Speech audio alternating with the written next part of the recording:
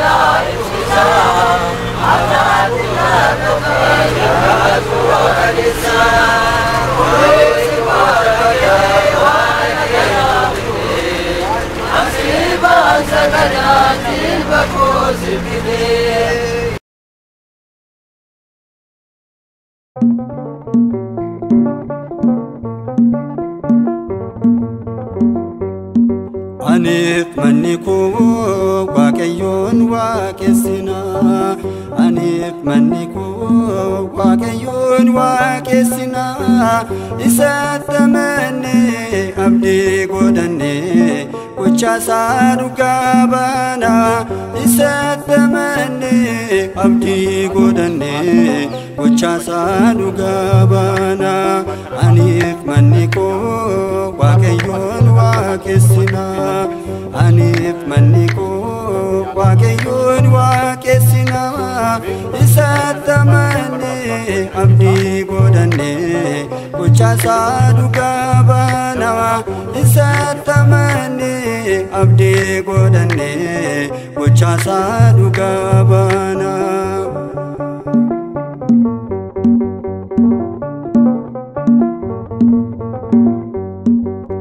Warri Amaaleqoon naannoo keenya marsuun inni seeniin oolchuu eessa jira jechuun goota beekamaadha. Innoo Waaqni keenya salphinaan deebisee warra diina keenya. Aniif manni koo Waaqayyoon waaqessina. Aniif manni koo Waaqayyoon waaqessina. Isatti amannee abdii godhannee gochaasaa dhugaa baana. Isatti amannee abdii godhannee gochaasaa dhugaa baana.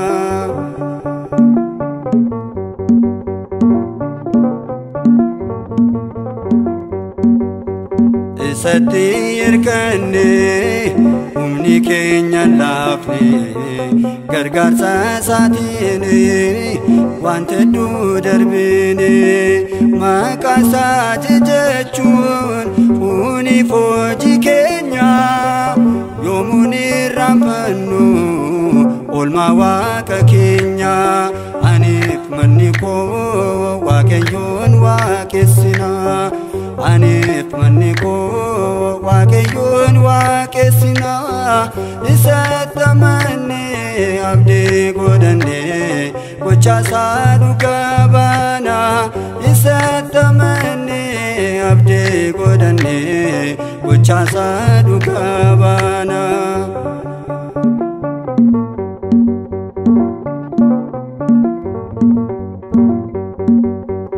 Akka Maariyaamii obboleetti Musee waaqayyoof hojjennama isa nu geggeesse isarraa kanaafi kan biraa hin beeknu waaqa ormootafi harka keenya laannu aniif manni koo waaqayyoon waaqessina aniif manni koo waaqayyoon waaqessina isatti amannee abdii godhannee gochaa isaa dhugaa baana isatti amannee abdii godhannee gochaa isaa dhugaa baana.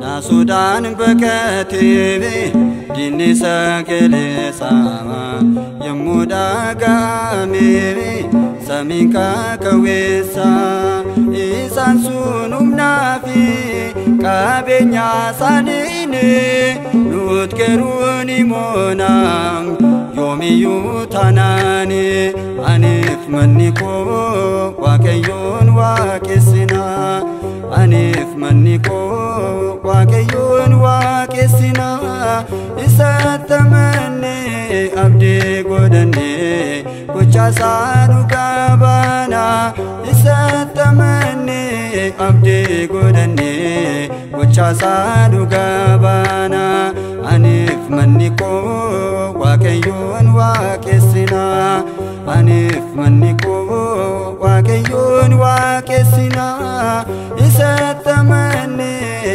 abdii godhannee